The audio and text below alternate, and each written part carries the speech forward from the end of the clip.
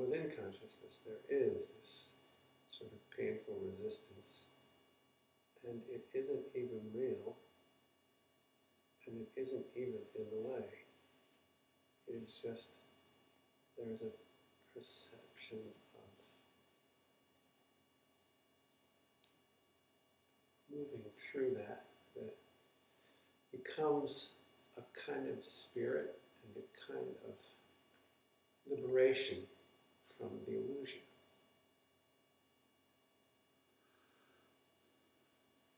And the painful resistance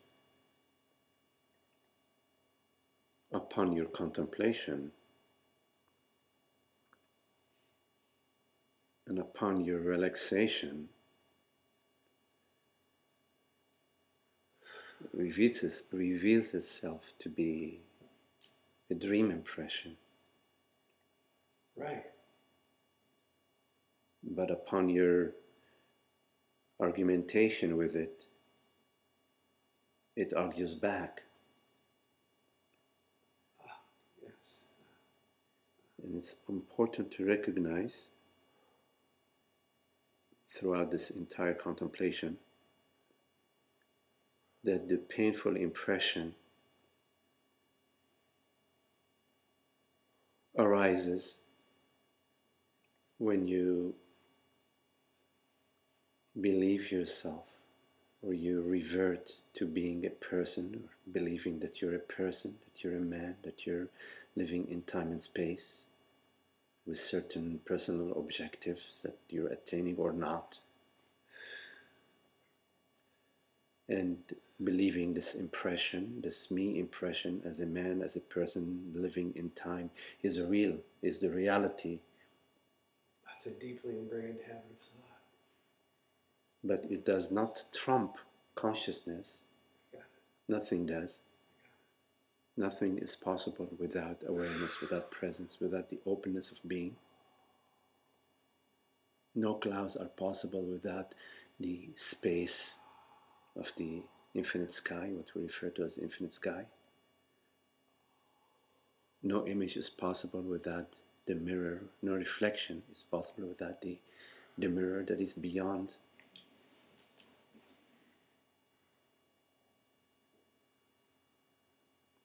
So you recognize the painful impression as a reverting to me, a man, me, a woman, my life, what's happening to me, am I progressing, am I not progressing?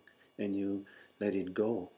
You let it go, meaning you recognize it to be a thought and a sensation impression, an impression, a phenomenal impression that is not you, that does not define you, because no impression, no thought defines that you truly are. No experience defines. The contemplation that we have here in this satsang seems to start this transformation, flow of energy that makes it increasingly a realization and becomes quite evident and quite clear as we sit here. It doesn't happen instantly, but it happens. Yeah. Yeah. In satsang, you are given gifts and samples and. Right. I so feel that I can just step out of it like some sort of piece of clothing that's too tight. Mm-hmm. Yeah. Yeah. Yeah. Right. Yeah. Oh. You are already beyond it. You are beyond any tight piece of clothing impression. Because when you're wearing like a tight pair of pants, okay, this impression is arising to you and to the body. The body needs to sort of, make itself more. I'm going literally. I know you are not using it literally. I understand, but I'm just going literally with the example that the body needs to get a little bit more comfortable, but you are not the body, so you reach for the belt and you release it by one right, the whole nervous system is just this piece of clothing. Yeah, right, absolutely, absolutely. Yeah. It's a phenomenal event. Exactly, exactly. And you, in a way, you're beyond that. You are that is beyond all of. You are all of it, the entire global cosmic. Right, but obviously, this is not just a concept or just something that we're talking about, because it's actually happening. Yes, yes.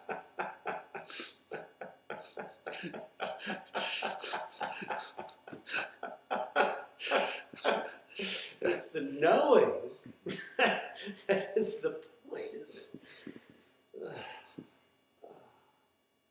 I mean, all I'm saying is that not only am I feeling energy flowing and my blood circulating, this is quite real. This is empirical truth.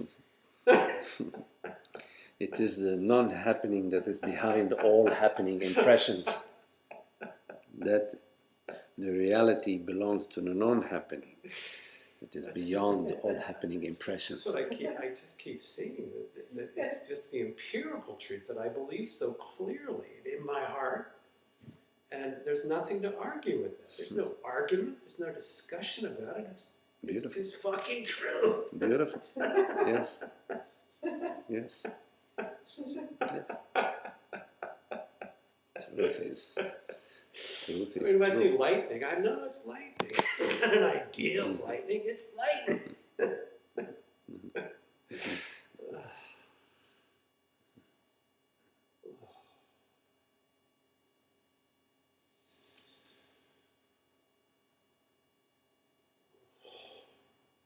You only come upon reality, the real,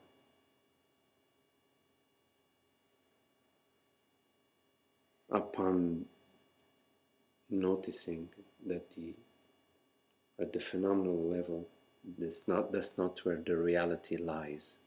That's not where the reality resides. It does not reside at the phenomenal level. The phenomenal level is occurring. It requires certain mechanical responses. The body needs, feeding and sheltering and some social input. But that is mechanical in a way. It is all the conditions, all the elements that are needed for that realm are there. There is a balance between the elements that maintain what we refer to as the life form. The species that do not have the necessary elements, they become extinct. They cease to be. But whether they're maintained, whether these species or these phenomena are maintained or not is irrelevant to consciousness. It is, throughout the seasons, all these leaves that are now flowing with vibrancy and color and nutrition, they just wither, dry out, and fall off. But it matters not to consciousness. Conditions change, and the elements change, and the phenomenal realm change. It is changed because the changeless is beyond.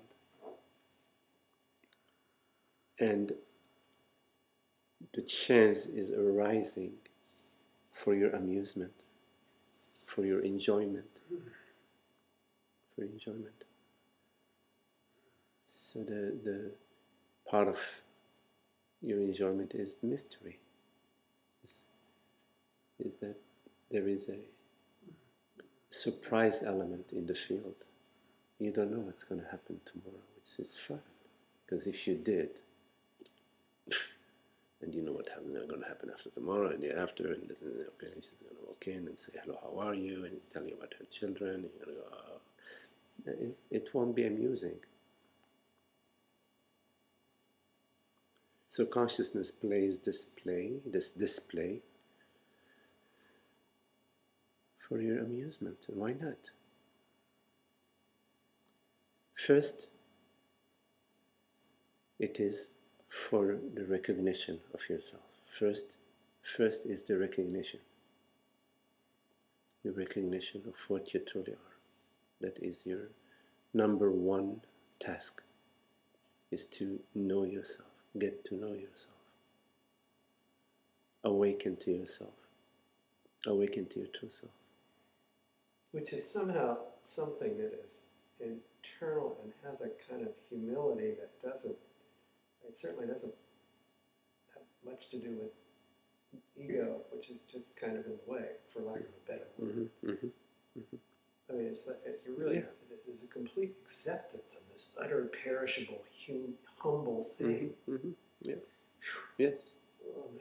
And it's a willingness to risk what seems to be valuable, the willingness to risk it for the revelation of the truth, the willingness to explore, to go in directions that the mind hesitates to go in. It's this gift. I mean, your heart beats and then it stops. And whatever. Yeah, the heart beats and stops, but there is something that is beyond the heartbeat. Right. That recognizes the heartbeat and recognizes its stopping. Yeah. There is a recognition of the stopping of the heartbeat.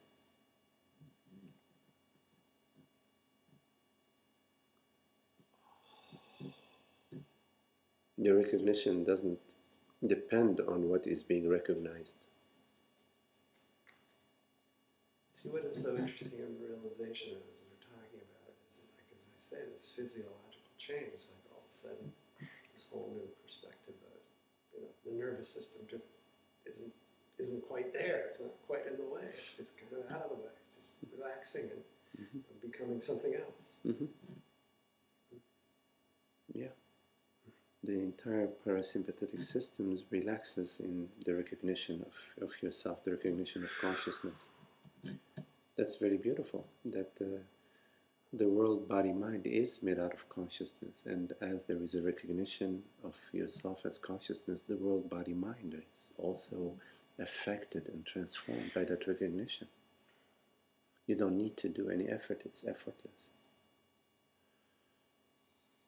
You will find yourself more and more relaxed. It seems like a miracle, but it's reality. Yes. That's the bigger point. Yes. Well, you know what they say in science, that 80 or 90% of matter, of what we refer to as matter, is space. So you come onto this vastness, this spaciousness, this transparency, this tranquility. The world body mind also comes to that transparency, that vastness. There's a relaxation in vastness. Like when you look over a vast valley or a large view, or you're on top of the hill, there is your view is unobstructed. It flows over the hills, and there is a feeling of openness and vastness. In a similar way, there's a less and less in the way, at the body-mind level. You find that your body is more relaxed and spacious and vast, and your thinking is less encumbered, less things in the way. Yes. And at the atomic level, at the vibrational level, the vibrations are free. They're not bouncing onto other fields, energy fields. It's all open. So you can trust that as you recognize it. You're recognizing God. You're recognizing that runs this entire show.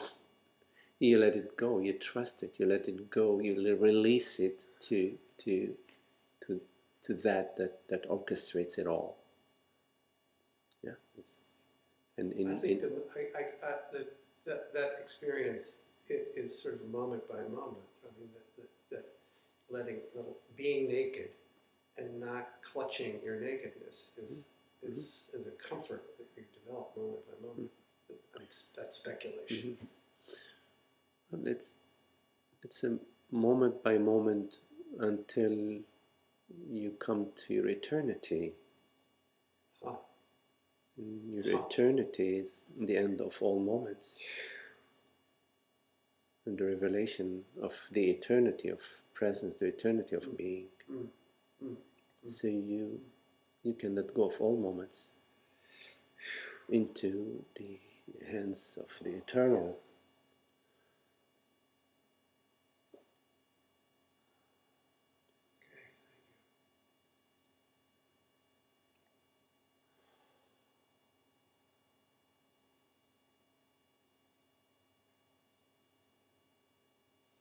But the energy feels like a vastness, but it's in this level instead of in the head, the imaginary head. You know, there's a different energetic feel here. Well, let's go to the head. Yeah, let's go to the head. Okay. So let's all go to the head. First, where do we go? How do we go? Where are we going? Let's go to the head. Where are we going? Okay, so let's go to the head. So we go up and in, and slightly up and slightly in, and a little bit to the right and a little bit to the left, but not too far out to the right and not too far out to the left, because then you'll be out of the head, and you don't want to be out of the head, because the invitation is to go to the head. So let's go to the head. Yeah? Let's go to the head. Where is the head? Well, it's important to know where the head is, so we know where we're going, because we've decided to go to the head. So let's first locate the head. Okay, so we go to the head. The first task is to locate the head. Okay. That's a good question. Good question. So, could it be that the head is this entire space? It's a good question. Could it be that the head is a 40 feet diameter? Maybe it has a 40-foot diameter. Could it be that the head has a 40? Could it be that this entire perception is inside the head? It could be. It could be that this entire perception, I mean, why not? We can play with it. Could be that this entire perception, whatever you're perceiving, is inside a huge, vast head.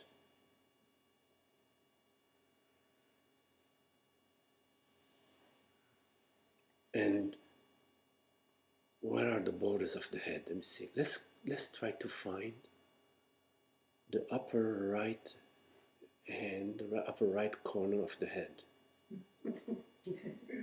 Well, we'll go to the left side first, but later. Let's just go to the upper right corner of the head. So how far do we go? 12 inches, 12 meters, 1,200 feet. Where do we go? Where is the edge of the head?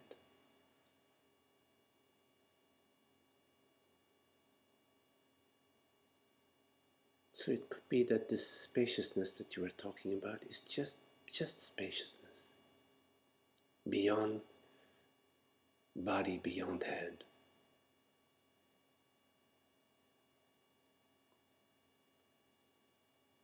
Because we're not defining ourselves as anything. You see? We're not defining ourselves as I'm not defining myself as anything. Right? Just this aware space. Right? So this aware space. So where's the head of this aware space?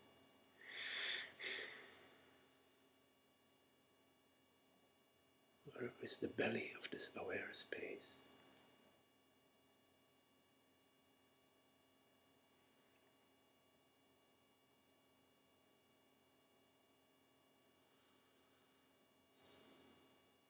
Where are any borders to this aware space. Where is this me? What is me? What is me? Could it be that me is a floating field within this vast, borderless aware space that appears and disappears and in deep sleep dissolves in God only knows what?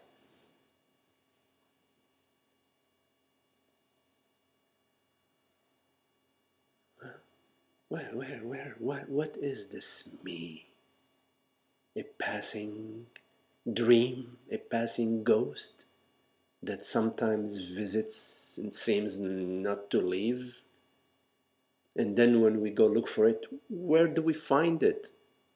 Except in our dreams, in our imagination, in our belief structures. Our stubbornness that insists that I am a me. What is it that is insisting?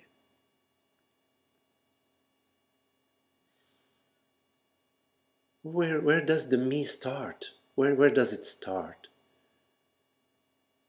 Does it start 20 years ago, 30 years ago? Does it start 40 years ago? Where is it starting right now? Because after all, right now is what is real, whatever this right now is. Where is this me right now? Where does this me start right now? What makes it? What maintains it? What's its structure? What is it made out of? This moment, in this moment.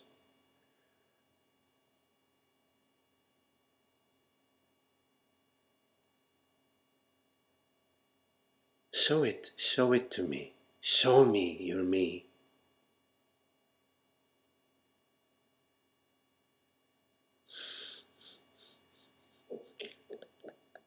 Here it is. Where? Show me. My laughter. Show me. I don't see me in laughter. Just laughter.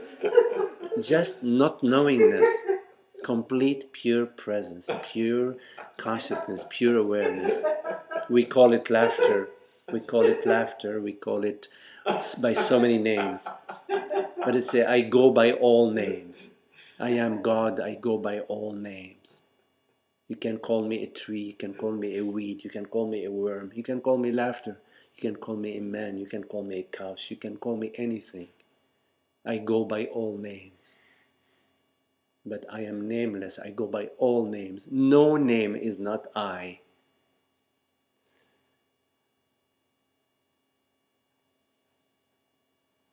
Do not pick something out of the infinite presence and say, that is what I am. Why? Why do that? That is what I am, and I can tell you that what I am is born in this village. I can tell you the name of the village and my mother's and my grandmother's name, because that's what I am. How come? Are you not this entire space right now, this entire presence right now? Always so, not just now in satsang. Okay, of course you forget, but even if I come and visit you when you're driving on 495 and tap you on the shoulder and tell you, are you not this aware presence right now? You'll go, yes, I am. So imagine that I'm tapping you on your shoulder throughout the entire day, the entire week. You're tapping yourself on the shoulder, waking yourself up. Hey, am I not this open, aware presence right now? And this appearance, this image, this sensation, this perception is appearing in me, as me. Yes? I remain this open, aware presence. No matter what appears, a truck, a car, a helicopter, a tree, a river, a lake, a volcano, I remain this open, aware presence, right? Never leave it. How can I leave myself? How can I be anything while I am everything? How can I be anything, any particular thing, while I am everything? This openness of being.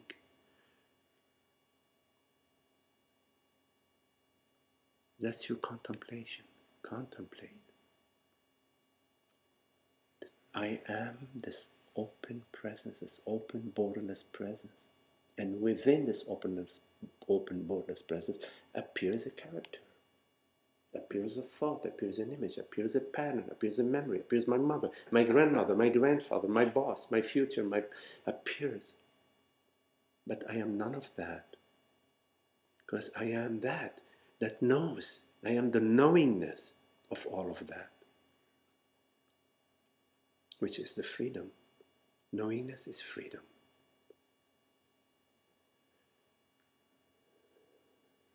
Because there is no personal intention. No personal intention. The personal intention is a dream intention that is arising to a dream character, that is arising to consciousness as consciousness. Consciousness dreaming, a dream character dreaming a personal ambition, a personal plan, a personal goal, a personal intention.